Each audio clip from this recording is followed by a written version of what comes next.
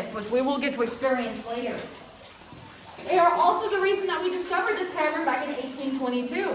There were two fishermen outside of the stream just fishing away, having themselves a day, and they noticed that the fish kept disappearing up towards the side of the mountain. Well, one day curiosity got the better of them, and they followed the fish all the way up the stream until they found a small opening in the side of our mountain where our door is now located.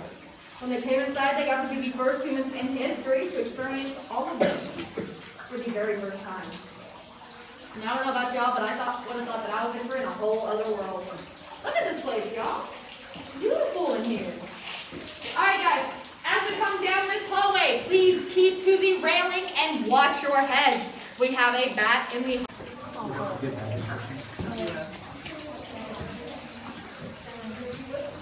You're okay, dude. You're fine.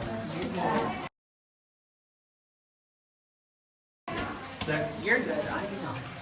Oh, it's right there.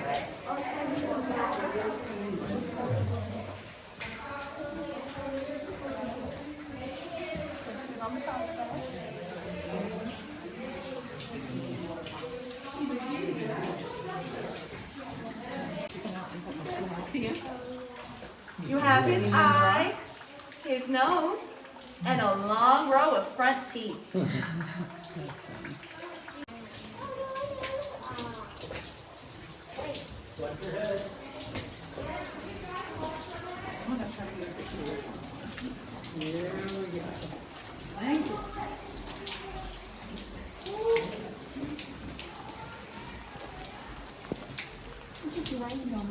No, it's raining.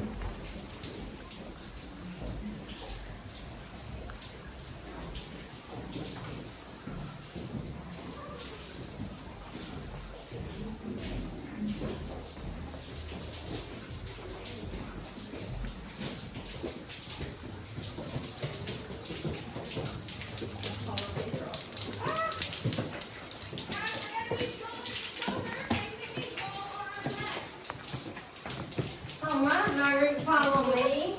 Your first lower up is here. Watch carefully over your head.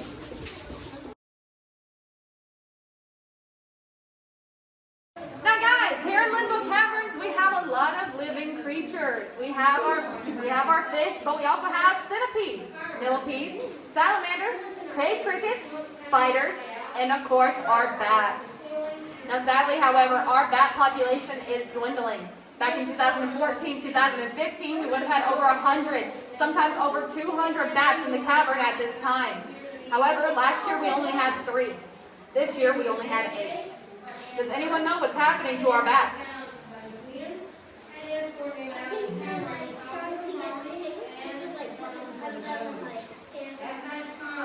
You are right in some parts of the world. That is very true.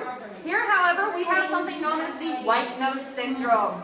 The white nose syndrome is a fungus. It grows on the walls of our cavern and it acts a lot like poison oak or poison ivy to us humans. So it itches. It itches terribly and it very quickly can become incredibly painful for our little bats. Now, that bat that we saw in the hallway, no bigger than your pinky, right? That is the biggest that they get. Both bats I know my words, not from. Both types of bats that we have here in Linville Caverns, the brown bat that we saw in the hallway and the eastern pipistrelle, no bigger than your pinky. And what that actually means is that is all the storage that they get to store all the energy they need to survive the winter.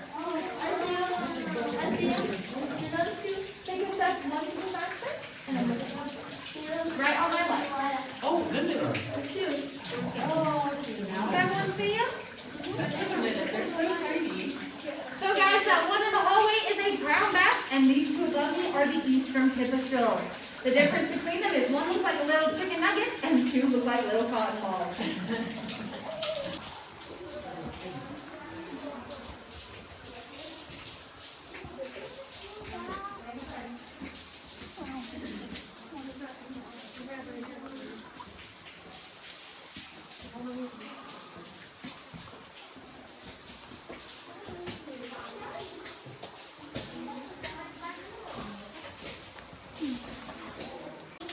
Feet, okay.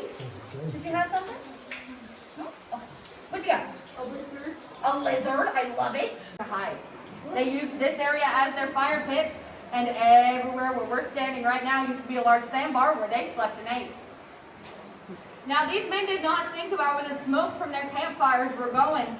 And as the days went on and as the months went on, the smoke started to come up, then up, then up, and started entering the ceiling, coming through all these cracks and fissures above you. And y'all see all that smoke that's completely coats the ceiling?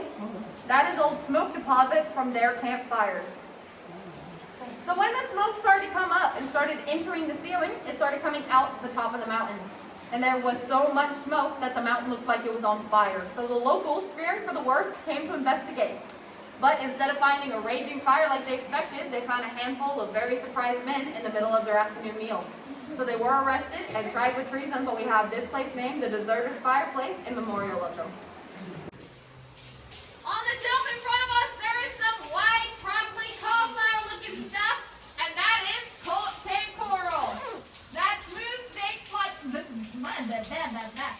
smooth snake-like stuff around it is known as brimstone. For that, but we do know it was active at one point to form this mountain. And it is one of the best places to tell you guys that where we are right now is half a mile underground. I don't know it's claustrophobic.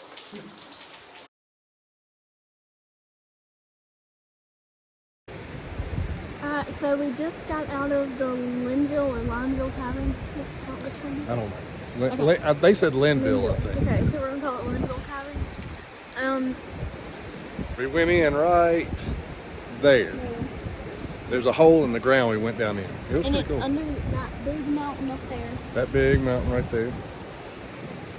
They We said we saw- went a half a mile below ground. That's That's- kind of scary. That's kind of scary, yeah. Tell them what we saw. Okay, well, we saw where two tectonic plates had met. I thought about asking her which two they were, but she might not know. Whatever. They were like this, and that's how this mountain was formed. It was a fault line, she said, that went from here to Georgia. Georgia. Yeah. Something like that. Yeah, and then we saw, what was that, green stuff? So we saw stalactites and stalagmites, and we learned how the algae that grows on the stalactites is what captures the mineral deposits and keeps them from dropping to the ground. We learned how if you touch them with your hands, the oil and salt in your hands can really mess up the algae that grows and basically kills the stalactite. Mm-hmm. And then we saw three bats. remember what kind they were? No, I don't remember. I remember there was a brown bat and then like a pigtail bat or something. I didn't catch what the other one was. What? Was it fun? It was fun. So tell them how big the biggest room was and how small the smallest place was. The biggest room was probably, I'd say, 7 feet wide-ish, Yeah, I think. yeah, And then the smallest was probably like 2 feet wide. yeah. It was pretty small. I had to turn sideways to get through a few of them. They'll come by. They're waiting on those people right there. Okay, We'll see you on our next adventure. we're headed off to the next place now. See y'all later. Bye.